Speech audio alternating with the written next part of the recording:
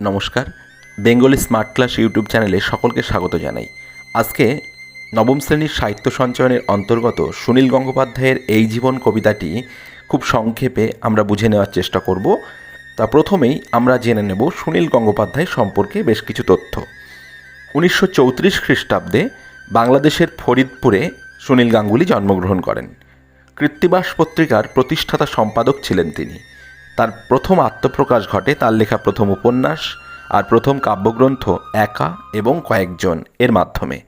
কবি হিসেবে তার খ্যাতি ছিল অসামান্য। ছোটদের মহলেও সমান জনপ্রিয় তিনি। তার প্রথম কিশোর উপন্যাস ভয়ঙ্কর সুন্দর, নীললোহিত ছদ্মনাম ছাড়াও সনাতন পাঠক ও নীল উপাধ্যায় নামে আরও অনেক লেখা লিখেছেন। আনন্দ পুরস্কার, বঙ্কিম পুরস্কার, সাহিত্য আকাদেমি ইত্যাদি নানা পুরস্কারে তিনি সম্মানিত হয়েছেন। তার বিখ্যাত উপন্যাস প্রথম আলো, সেই সময়, পূর্ব পশ্চিম, মনের মানুষ, অর্জুন, অরণ্যে দিনরাত্রি প্রভৃতি। গ্রন্থ সংখ্যা 200-রও বেশি। তার লেখাগুলি চলচ্চিত্রে, বেতারে ও টিভির পর্দায় রূপায়িত ও পৃথিবীর নানা ভাষায় অনুদিত হয়েছিল। আজকে যে কবিতাটি নিয়ে আমরা আলোচনা করব, এই জীবন, এই কবিতাটি সুনীল গঙ্গোপাধ্যায়ের দেখা হলো ভালোবাসা বেদনায় এই কাব্যগ্রন্থ থেকে গৃহীত হয়েছে। প্রথমেই আমরা এই কবিতাটির আবৃত্তি করার চেষ্টা করব, তারপর আমরা প্রত্যেক লাইন অনুযায়ী ব্যাখ্যায় আসার চেষ্টা করব। এই জীবন, সুনীল গঙ্গোপাধ্যায়। বাঁচতে হবে বাঁচার মতন, বাঁচতে বাঁচতে এই জীবনটা গোটা একটা জীবন হয়ে জীবন্ত হোক। আমি কিছুই ছাড়ব না, এই রোদ বৃষ্টি, আমাকে দাও ক্ষুধার অন্ন, যা নয় শুধু নিছক অন্ন, আমার চাই সব লাবণ্য, নইলে গোটা দুনিয়া খাবো। আমাকে কেউ গ্রামে গঞ্জে ভিখারি করে পালিয়ে যাবে, আমায় কেউ নিলাম করবে সুতো কলে কামার শালায়।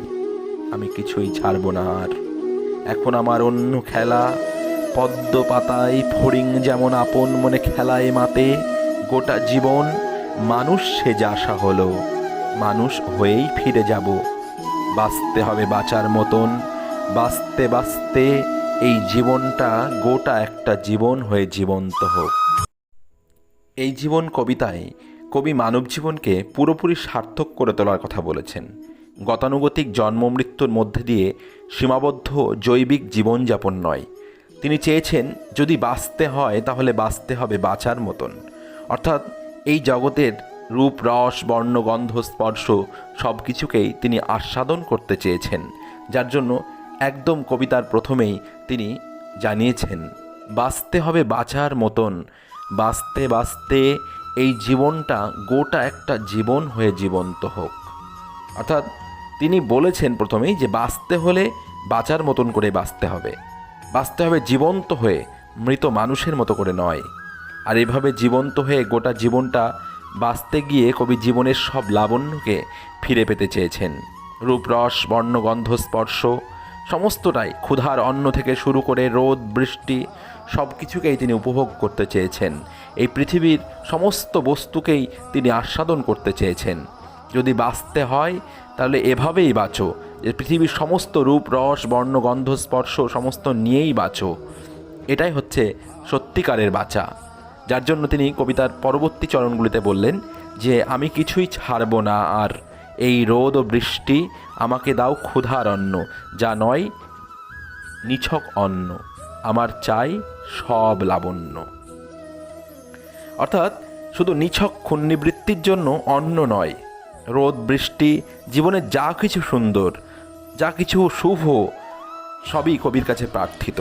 অর্থাৎ যদি জীবনে বাঁচতে হয় শুধুমাত্র অন্ন, বস্ত্র, বাসস্থান এগুলোই নয়, এগুলো তো বেসিক্স নিডস, আমাদের প্রাথমিক চাহিদা। অন্ন, বস্ত্র, বাসস্থান এগুলো তো দরকার বাঁচতে হলে। পাশাপাশি মানুষ হয়ে বাঁচতে গেলে এর পাশাপাশি আরও অনেক কিছু দরকার। পৃথিবীর সমস্ত রূপ, রস, বর্ণ, গন্ধ, স্পর্শ আমরা অনুভব করতে চাই। এগুলো ছাড়া কিন্তু মানুষ সত্যিকারের বাঁচা কিন্তু তাকে বলে না।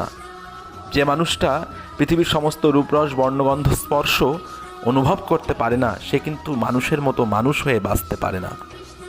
তাই কবি চেয়েছেন সে নিছক শুধুমাত্র ক্ষুধা নিবৃত্তির জন্য অন্ন নয়, রোদ বৃষ্টি জীবনের যা কিছু সুন্দর শুভ সমস্ত কিছুই হচ্ছে কবির প্রার্থিত। অর্থাৎ তিনি এক টুকরো জমিও ছাড়বেন না, সমস্তটাই তিনি আরোহণ করে নেবেন, আহরণ করে নেবেন।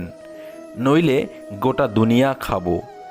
আমাকে কেউ গ্রামে গঞ্জে ভিখারি করে পালিয়ে যাবে, আমায় কেউ নিলাম করবে সুতোকলে কামারশালায়, আমি কিছুই ছাড়বো না আর।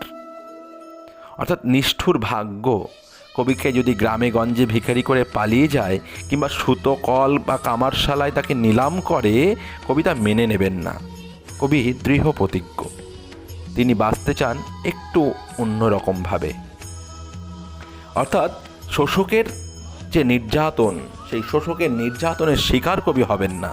যার জন্য এখানে বললেন যে কেউ যদি তাকে গ্রামেগঞ্জে ভিখারি করে পালিয়ে যায় কিংবা সুতোকলে কামারশালায় নিলাম করে, কবিতা হতে দেবেন না।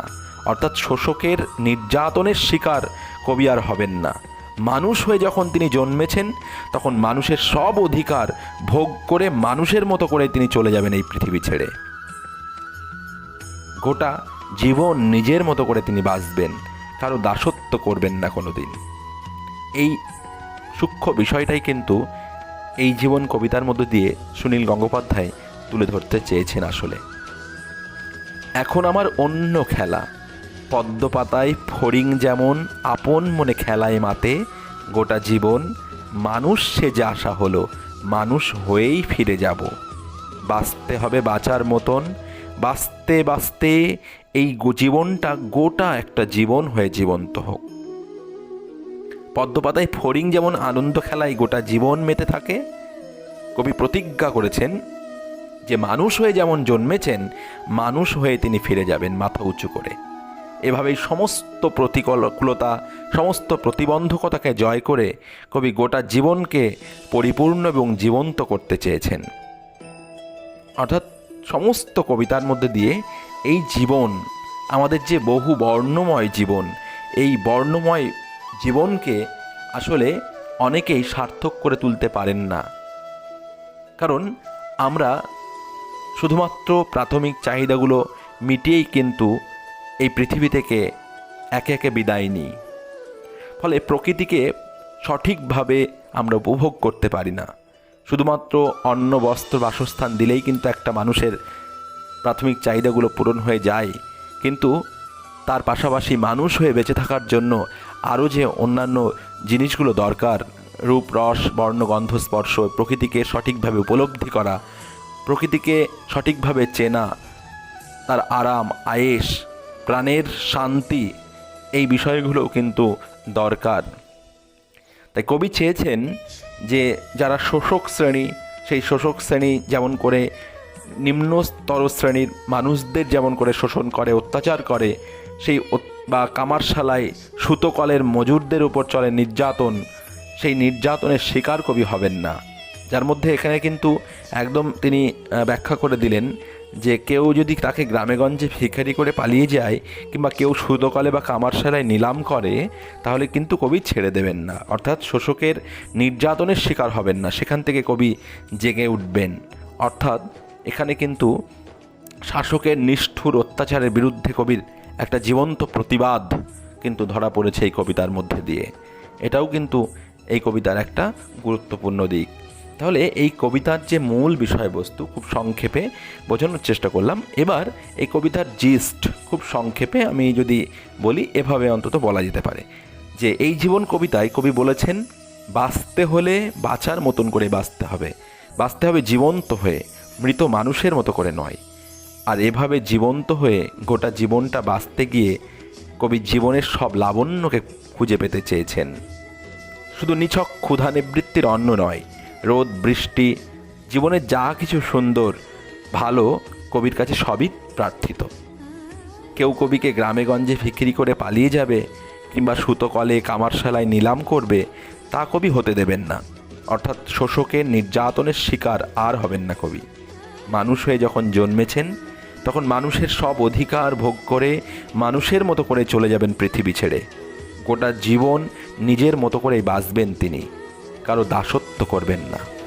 আর এভাবেই সম্পূর্ণ জীবনকে জীবন্ত করে বাঁচতে চান কবি। এই মূল ভাবই ব্যক্ত হয়েছে এই জীবন কবিতার মধ্য দিয়ে।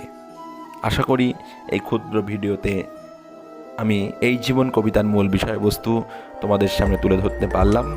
আজকের মতো এখানেই শেষ করছি। দেখা হবে আবারও পরবর্তী ভিডিওতে। ধন্যবাদ।